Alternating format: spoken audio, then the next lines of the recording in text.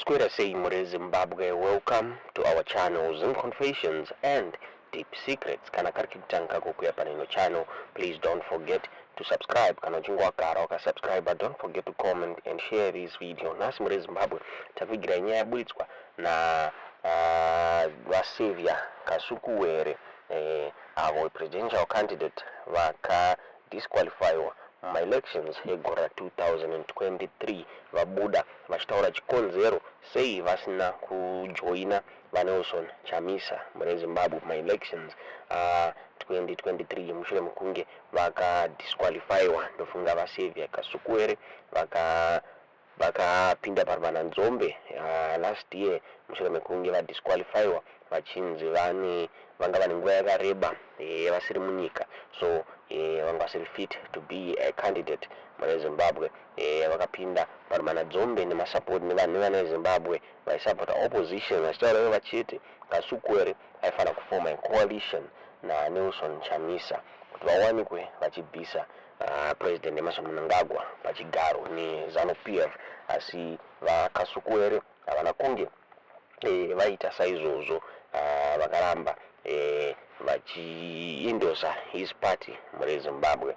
Vanhu vakawanda vakabvunza vachitaura ivo vachiti chingava chiri chii chakakonzeresa kuti Kasukuwere awanikwe asingajoini Nelson Chamisa, chinzi ngava iri nyaya yegreediness here kana kuti mune Zimbabwe. Asi vaKasukuwere pane nyaya yabuditswa neThe Children of Zimbabwe War Veterans Association. vaKasukuwere vachinzi vakabvunzwa mugore 2022 kunzi why vasina kujoina my hands with Nelson Chamisa mune Zimbabwe and fight together in the best interest of people mune Zimbabwe. Kunzi vaKasukuwere vakaramba vachitaura ivo vachiti vaNelson Chamisa vanga vari surrounded nevatengesi nemasellouts mune Zimbabwe. If muri kuona tweet yapostwa neThe Children of Zimbabwe War Veterans Association yabuda ichitaura ichiti in 2022 we confronted Honorable Kasukuwere. We asked, why can't you join hands with Advocate Nelson Chamisa and fight together in the best interest of the people?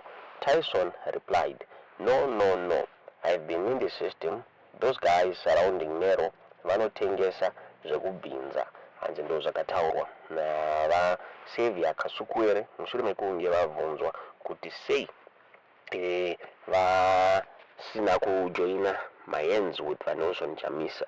A lot of people vaibelieve kuti if these two come together vofoma chinhu one vaikwanisa kuzobhita ZANU-PF yaitungamirirwa nava Emmerson Mnangagwa mune Zimbabwe. Vanhu vakawanda vakabuda kuti there was no reason for Kasukuwere to form a new party mune Zimbabwe, since he was just supposed to form a coalition naNelson Chamisa vowanikwa vachidefeata president Emmerson Mnangagwa.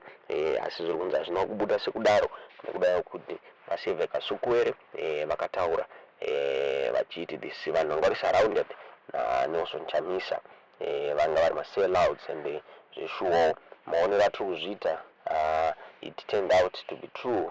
Ndofunga takaona ana Charlton Mwende pamwe chete nana Worshiping Ncube vese vakadhampa Nelson Chamisa pamwe chete naTendai Biti. They all dumped Nelson Chamisa mune Zimbabwe.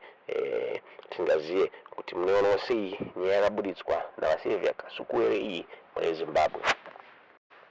Ndofunga mushure mekunge vaKasukuwere vadisqualifywa from the presidential race pane interview yavakaita neZim Live vakabvunzwa ivo vachiti is he going to endorse vaNelson Chamisa, is he going to campaign for Nelson Chamisa, ende vakaramba kuendorsa vaNelson Chamisa pachena. Havana kunge vataura kuti he was going to stand with Nelson Chamisa.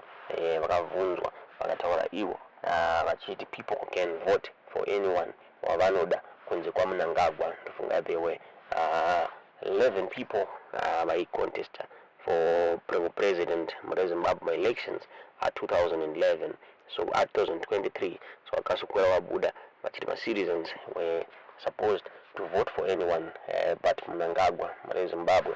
So coalition yaVaKasukuwere nava chamisa inogona kusaitika even in the near future. Vachamisawo vakabuda vachibvunzwa before the election vakanzi as my citizens, can we expect any form or any sort of coalition between Ivo na Vakasukuwere? Vakataura vachiti no, ivo vachamisa vanga vane his principles muri Zimbabwe zvinzi vanga vane offer yavo for the people of Zimbabwe ingaisinei na Vakasukuwere muri Zimbabwe wezvo vakabuda vachitaura ivo vachiti Vakasukuwere was a faction, was a front, a faction yebato reZANU-PF muri Zimbabwe. Tingazive kuti munoiona sei nyaya iyi. Pane short video, pane short audio yatinoda kunzwisai vachamisa pavakabvunzwa kuti vaikwanisa here kujoinana naVakasukuwere kana kuti toda kuti munzwe audio iyi muhammadza zvamuri kufunga pamusoro penyaya iyi mucomment section. Political candidate Xavier Kasukuwere is also here. Should we be expecting any form of talks between the two of you or any form of pact against the ZANU-PF regime? Well, I must say that the campaign is what is our priority at the moment. We have our offer, we have a value proposition, I'm sure they have theirs, and we would want to make sure that we see we are trying to give the nation our alternative blueprints. We have an alternative blueprint, and we think that our blueprint is the best for the nation, it's the best for the country, it's best for business, and we are good for business as a leadership. We are good for the citizens, we are good for Zimbabwe, we are good for the future, and we are good for all generations. Advocate Nonso, we do thank you so much for giving us this time live from Georgia. Ndofunga mangozi mzira mega muri Zimbabwe zvakataurwa naVanelson Chamisa wezve zvakataurwa naVaxavier Kasukuwere zvabudidzwa neThe Children of Zimbabwe War Veterans Association.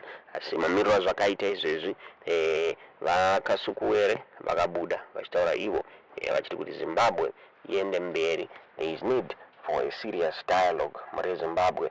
Vakabvunzwa neNewsday kuti ndiani anofanira kunge ari involved in this dialogue. Vakataura ivo vachiti ma-citizens pamwe chete nema-political leaders yese muri Zimbabwe vanofanira kunge vari involved in this dialogue muri Zimbabwe. Tingazive kuti munoiona sei nyaya iyi.